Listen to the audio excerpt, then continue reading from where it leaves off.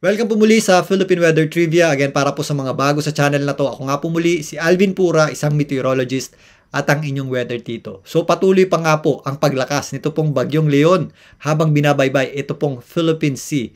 Ito po ay nasa 110 kilometers per hour na lakas na hangin na kung minsan may mga pagbugsong umabot sa halos 125 kilometers per hour. 18 kilometers per hour na lamang po, ito po ay tutungtong na sa typhoon category. So, posible ngayong gabi hanggang mamayang madaling araw, umakyat na sa typhoon category.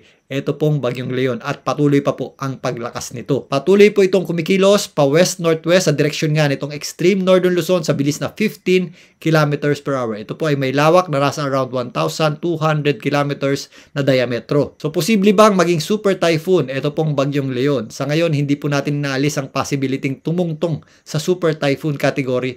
Ito pong bagyong Leon. Gaya nga ng inaasahan, patuloy po ang paglakas nito pong bagyong Leon habang binabaybay itong Philippine Sea.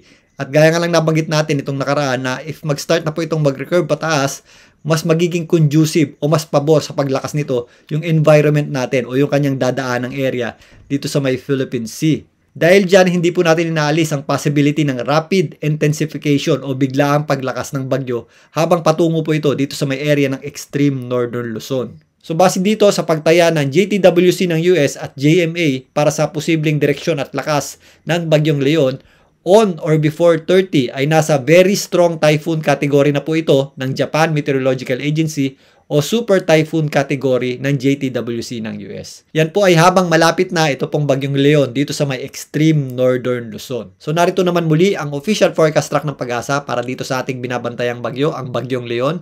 Pinapakita dito na patuloy na kikilos pa west-northwest ang bagyong Leon patungo nga dito sa direksyon ng Taiwan at sa extreme northern Luzon. Mapapanatili po nito ang typhoon category habang binabaybay po nito ang Philippine Sea. Pero again, hindi po natin inaalis ang possibility ng rapid intensification o biglaang paglakas nito pong bagyong Leon habang nandito po sa eastern section ng extreme northern Luzon. By then, may possibility po yang umabot sa super typhoon category. So ano po ang magiging implikasyon ng paglakas pa ng bagyong Leon o ang posibleng pag-abot nito sa super typhoon category ng Pag-asa? Ito pong color red na ito, yung ating at least 89 kilometers per hour na lakas ng hangin or higit 89 kilometers per hour na lakas ng hangin. Mas lalawak po yan.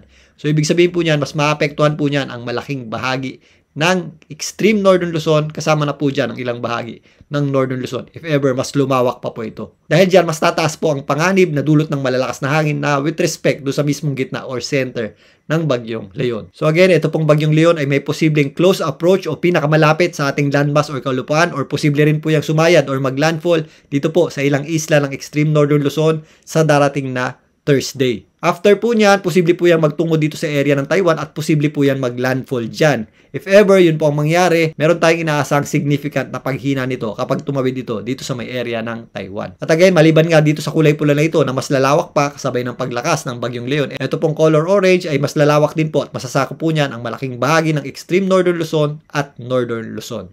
So narito naman ang pagtaya ng Pag-asa sa mga posibleng pag-ulan na maaaring idulot nito pong bagyong Leon. So meron po tayong inaasang intense hanggang torrential rains bukas dyan po sa may area ng Antique, Cagayan, kasama na po dyan ang Babuyan Group of Islands. Heavy to intense rains naman ang ating aasahan sa Occidental Mindoro, Batanes, kasama na din po dyan ang Apayao. Moderate to heavy rains naman ang posible po bukas dyan po sa may area ng Ilocos Norte, Ilocos Sur, kasama na po dyan ang Negros Occidental, Aklan, Cavite at area ng Palawan. Samantalang sa October 30, meron tayong inaasahang posibleng heavy to intense rains dyan po sa area ng Batanes, Babuyan Group of Islands, kasama na po dyan ang Occidental Mindoro at Cavite. May mga moderate to heavy rains naman tayong aasahan sa Ilocos Region, Antique, Palawan, kasama na po dyan ang Zambales, Bataan at Batangas. Ito po ay ayon sa Pag-asa. Samantalang, ito naman po yung mga areas na nasa labas ng mismong sirkulasyon ng bagyong Leon or nasa outside circumference nito. Makakaranas din po tayo dyan ng mga posibleng pabugso-bugsong hangin dulot naman sa southwesterly wind flow na pinapalakas nitong bagyong Leon. So bukas, posible po yung ating malalakas na bugso ng hangin dito po sa area ng Zambales, Bataan, Aurora, Metro Manila, Calabarzon, Mimaropa, Bicol Region, malaking bahagi ng Visayas, Dinagat Islands, kasama na po dyan ang Surigao del Norte, at Camiguin. Magpapatuloy naman po yung ating malalakas na bugso ng hangin dulot ng ating southwesterly wind flow na pinalakas ng bagyong Leon sa darating na Wednesday. Diyan po sa area ng Zambales, Bataan. Kasama po dyan ang Aurora, Metro Manila, Calabarzon, maging dyan po sa area ng Mimaropa, Bicol Region, Dinagat Islands, malaking bahagi ng Visayas at malaking bahagi ng Central Luzon. So again, ito po ay para sa lakas ng bugso ng hangin na malayo po sa mismong sirkulasyon ng Bagyong Leon. Iba pa po yung mga pag-ulan na dulot ng ating southwesterly wind flow. Talakayin naman natin yan. So again, bukas nga ay unti-unti nang sumasabit ito pong panglabas na kaulapan ng Bagyong Leon dito po sa malaking bahagi ng Northern Luzon at extreme Northern Luzon. So meron tayong inaasahang degrading weather dyan o unti-unting pagsungit ng panahon habang unti-unting lumalapit din ito pong Bagyong Leon dito sa direksyon ng extreme Northern Luzon. Maliban dyan, meron nga tayong tinatawag na southwesterly wind flow na pinapalakas o hinihila nito pong Bagyong Leon. Dahil dyan, meron po tayong mga posibleng scattered o kalat-kalat na pagulan sa malaking bahagi ng Visayas. Although minsan, nagpapakita naman ng ating araw, medyo mataas po ang ating tsansa ng pagulan at thunderstorms, lalong-lalo na po dito sa western section ng Visayas. Kasama po dyan ang mga isla ng Panay at dito po sa mga isla ng Negros. Maliban sa pabugso-bugsong hangin dulot ng southwesterly wind flow, mataas din po yung ating possibility ng mga pagulan at thunderstorms dito po sa Zamboanga Peninsula, Northern Mindanao, kasama na po dyan ang rehiyon ng Caraga. Ganon din po ang ating aasahang panahon dito po sa malaking bahagi ng Mimaropa, lalong-lalo na po sa area ng Palawan, kasama na po dyan ang Mindoro bukas. So again, patuloy pa po ang paglakas nito pong Bagyong Leon habang binabaybay itong Philippine Sea. So again, doble ingat po tayo at maghanda, lalong-lalo na po dito po sa general area na pupuntahan ng kanyang gitna or sentro.